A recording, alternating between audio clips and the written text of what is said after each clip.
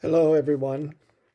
Welcome to my video introduction to the reading for week 11 in the section of the text called Practicing Theology, Becoming Theologians. Perhaps it might come to you as a surprise to hear me say that we must all be theologians.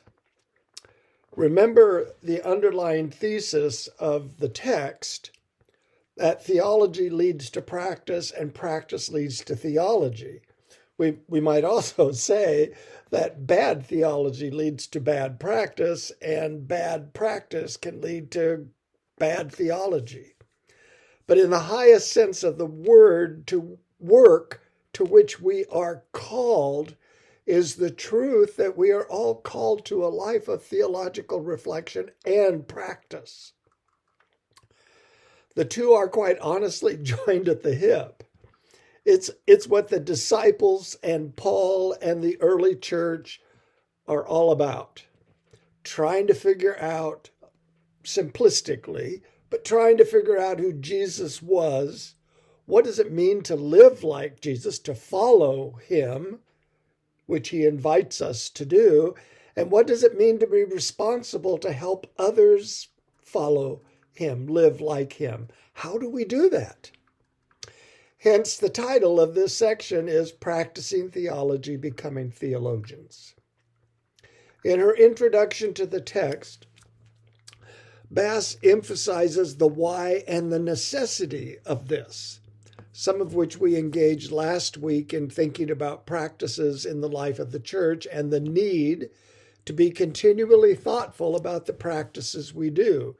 You may remember she wrote, so long as social change destabilizes both beliefs and practices, and so long as habituation and its institutionalization tug to keep them in stasis, Christian living involves the whole community in ongoing theological work. And you know, anybody who reflects on what's going on in the world and the church over the last even 20 years realizes how destabilized the church has become and how difficult the conversation has become. Some of you will remember, to illustrate, the worship wars. I don't know why I put that in the past tense.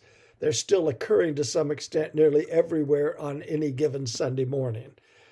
The worship wars, just in case you don't remember, were about a fairly simple argument: hymns versus choruses. Or we might broaden that to traditional versus contemporary worship.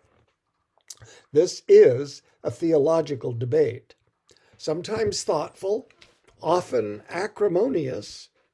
Yes, we do get that way in the church.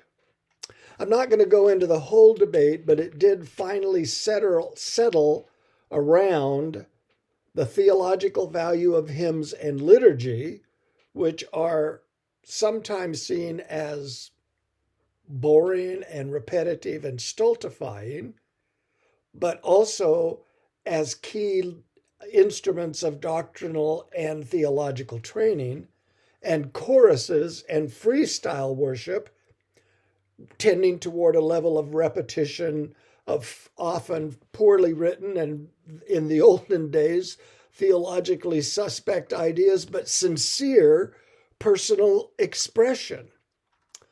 While I do believe that the content of choruses has significantly improved over the intervening years, they still tend to be very individualistic in their voice and primarily emotional in their expression, neither of which are bad in themselves, but can lead, often do lead, to an imbalance in our understanding of who we are in relationship to God and the church and the world. Another perhaps clearer illustration is the question of God's gender.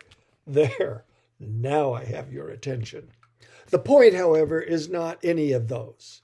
but the framing of our conversations in the life of the church as doctrinal and theological reflections. To be overly simplistic, all talk of God is theological. Theology means the study of God. We can do bad theology or good theology. We can do biblical theology. We can do liberationist theology. We can do progressive or traditional or women's or even LGBTQ theology and so forth. But our conversations about God, the church, salvation, evangelism, justice are foundationally theological. The essay I've chosen for this week takes us into a consideration of the role of theology in the life of the church and the role of leaders as chief theologians in the life of the church.